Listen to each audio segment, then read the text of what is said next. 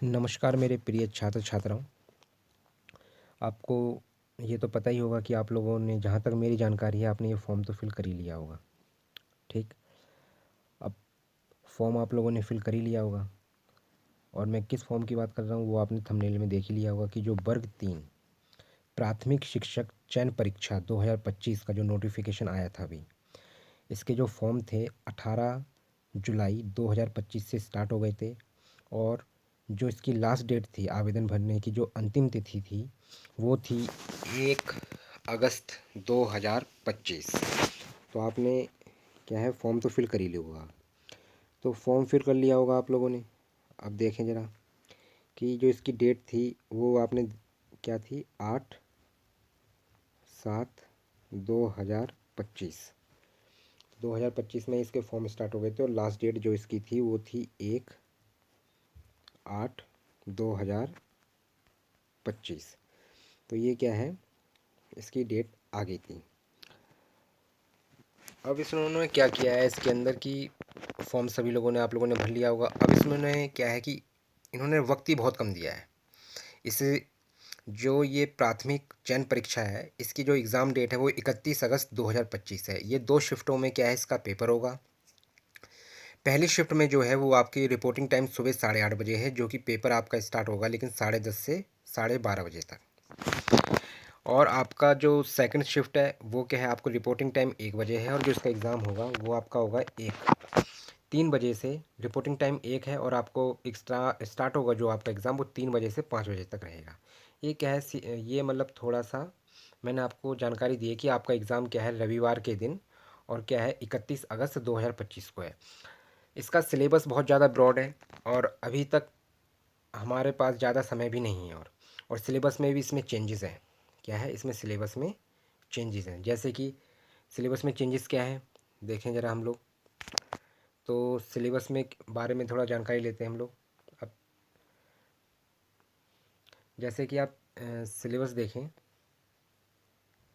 ये आपका सिलेबस है। जैसे हिंदी 15 प्रश्न, 15 मार्क्स।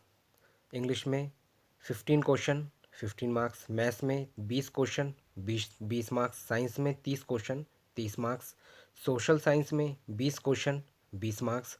मतलब क्या हुआ कि 100 क्वेश्चन हैं, और 100 ही इसके क्या है, मार्क्स हैं। तो मतलब 100 क्वेश्चन, 100 मार्क्स का ये पेपर है आपका।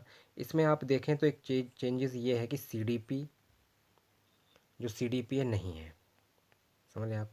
इसमें क्या है, सीडीपी नहीं आ रहा है। क्या नहीं आ रहा है, सीडीपी इसमें नहीं आ रहा है। अगर आप इसमें देख रहे हैं तो इसका मतलब यही है कि जो इसमें सीडीपी है वो नहीं आ रहा है। क्या नहीं आ रहा है, सीडीपी इसमें इंक्लूड ही नहीं कर रखा है इन लोगों ने।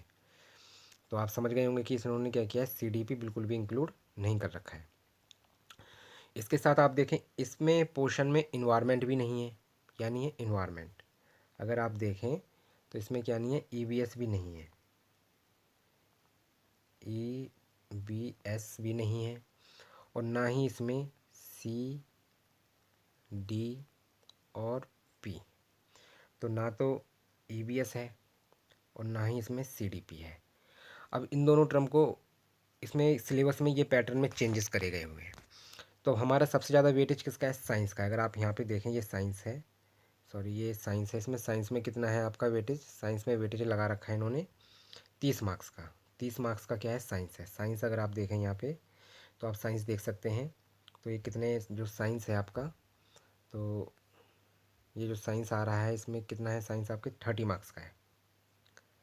30 मार्क्स का साइंस है, इसी पे हम काम करेंगे। और तो अब साइंस हमारा 30 मार्क्स का है, और हमारे पास समय भी बहुत ज़्यादा कम है, क्योंकि 31 अगस्त को ही इसका पेपर है। तो अब हम लोग थोड़ा सिलेबस देखते हैं साइंस का, क्या सिलेबस है क्या नहीं है। इस सिलेबस पे थोड़ी हम चर्चा करेंगे। तो आप यहाँ देखें, जो सिलेबस है हमारा, हम स्टार्ट करेंगे साइंस में पहले बायोलॉजी। बायोलॉजी में आप देखें, इसमें ये बताया गया है, जो बायोलॉजी है आपका, इसमें आप देखें कि ये biological classification, plant kingdom classification, animal kingdom classification, plant के बारे में और एनिमल के बारे में चर्चा करी गई है। इसमें स्ट्रक्चर क्या है, उसके फंक्शन क्या हैं डाइजेस्टिव के, रेस्पिरेटरी, एक्सक्रीटरी, और circulatory, reproductive and nervous system of human, इसके बारे में पूछेंगे। आपके जो एग्ज़ाम पैटर्न बनाया गया है इस बार, मसल कंट्रोल एंड कोऑर्डिनेशन के बारे में भी पूछा जाएगा इसके अंदर। फिर आपको अगर आप देखें इसके अंदर, ये आपसे पूछा गया है इसके अंदर, और जैसे कि ये उसमें पूछा क्या पूछा गया ये पता होना चाहिए आपको। जैसे इसके बाद आगे इन्होंने क्या बताया ये देखते हैं थोड़ा सा। Human endocrine system, different types of endocrine glands क्या होते हैं and their hormones and hormonal functions कौन कौन से हैं, cell and different cell organelles कौन कौन से हैं, बायोमोलिक्यूल्स है इसके अंदर क्या क्या है, जैसे कि आपके स्ट्रक्चर हो गया, क्या हो गया इसके अंदर, स्ट्रक्चर हो गया, ये आप देखें। बायोमोलिक्यूल्स है, स्ट्रक्चर फंक्शन हो गया, कार्बोहाइड्रेट्स हो गया, प्रोटीन हो गया, लिपिड हो गया, न्यूक्लिक एसिड हो गया, ओरिजिन ऑफ लाइफ हो गया। ये अगला टॉपिक है बायोलॉजिकल एवोल्यूशन के बारे में बात करेंगे, जेनेटिक्स एंड वेरिएशन आएगा, ठीक है। फिर इसके बाद reproductive health and need and sexually, ये पूछा गया है एसटीडी। एसटीडी क्या है यहाँ पे, ये है सेक्सुअली ट्रांसमिटेड डिजीज़ कौन कौन से होते हैं, it's prevention, birth control and methods के बारे में भी पूछा गया है इसके अंदर। इसके बाद आप देखें human health and pathogens, parasites causing human disease के बारे में भी कहा गया है। फिर इसके बाद आप देखें कंपोनेंट ऑफ एटमॉस्फेयर, ये वाला टर्म देखें आप, कंपोनेंट्स ऑफ, ये इसमें कहा है components of atmosphere, ecosystem and it's component, types of pollution, biodiversity के बारे में है। फिर अगर आप यहाँ पे देखें लास्ट ये वाला जो टॉपिक है यहाँ पे बेसिक कंसेप्ट है जो आपका ये वाला है, basic concept of immune science, vaccine, cancer, HIV, AIDS, और यहाँ पे जो कहा गया है इन्होंने। फिर लास्ट क्या है आपका, लास्ट ये है कि general problem of adolescence stage, drug and alcohol addiction, जो एडोलसेंस स्टेज होती है आपकी, जो 19 साल तक के जो भी बच्चे होते हैं, मतलब जो हमारा 12 से 18, मतलब आप ये मान के चलिए बेसिकली आप 15 से मान लीजिए, 15 से जो 19 साल के बच्चे हो गए, जो एडोलसेंस स्टेज आ गई, इस पर हम क्या उनकी हेल्प कर सकते हैं और इसके क्या मतलब डीमेरिट्स हैं इसकी। ड्रग्स ले रहा है कोई, अल्कोहल एडिक्शन है, तो उसके क्या क्या उसके मतलब जो क्या है डीमेरिट्स रहेंगी। फिर उसके बाद अगला टॉपिक जो उन्होंने कहा है बायोलॉजी का ही है, जैसे कि अब मॉर्फ प्लांट्स के बारे में देखें अगर आप, ये देखें आप, इसमें जैसे इन्होंने कहा है कि ये कहा है इन्होंने मॉर्फोलॉजी ऑफ प्लांट्स है, जैसे मॉर्फोलॉजी ऑफ प्लांट्स क्या है क्या नहीं है इसके बारे में हमें बताना पड़ेगा थोड़ा, है ना। जैसे ये बोला है इन्होंने मॉर्फोलॉजी ऑफ प्लांट्स के बारे में बताना पड़ेगा। फिर उसके बाद इन्होंने क्या है morphology of different types of flowering plants, root, stem, leaf, inflorescence, flower, fruit and seed के बारे में भी चर्चा करी गई है इन्होंने। फिर इसके बाद इन्होंने कहा है कि ये हो गया आपका। फिर क्या है modification of roots, stem and leaf, modification के बारे में बोला है क्या क्या क्या मॉडिफिकेशन हो सकते हैं इसमें। फिर ये क्या है anatomy of flowering plants, anatomy and function of tissue system in monocot और डाइकोट, ये मोनोकोट और डाइकोट के बारे में पूछा गया है, ठीक है। फिर इसी हिसाब से इन्हीं के स्ट्रक्चर के बारे में बात करी गई है।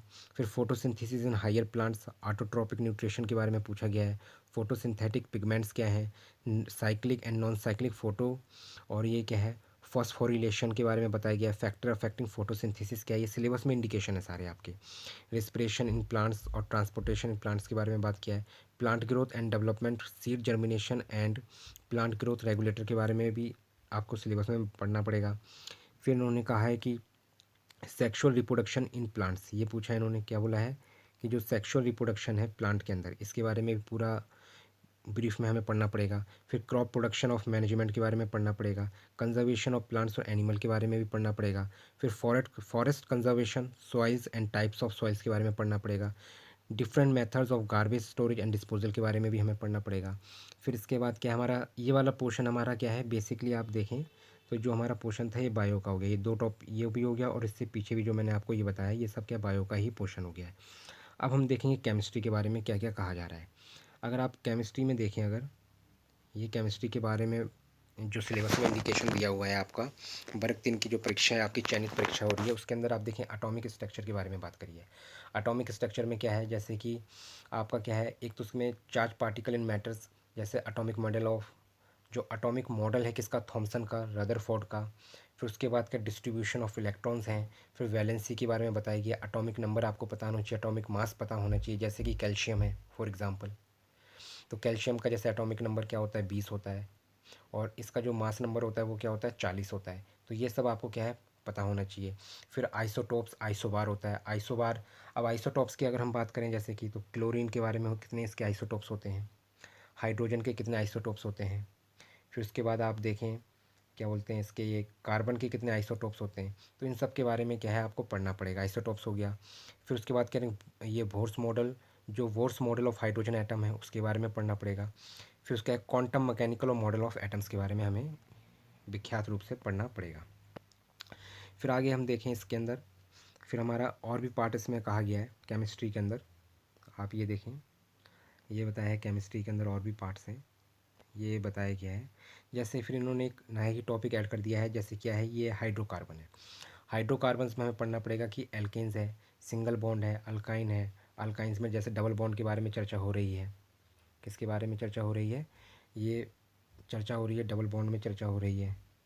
ठीक है, तो डबल बॉन्ड में चर्चा होने के बाद ये हमें पूछा गया है। ठीक, डबल बॉन्ड में चर्चा है।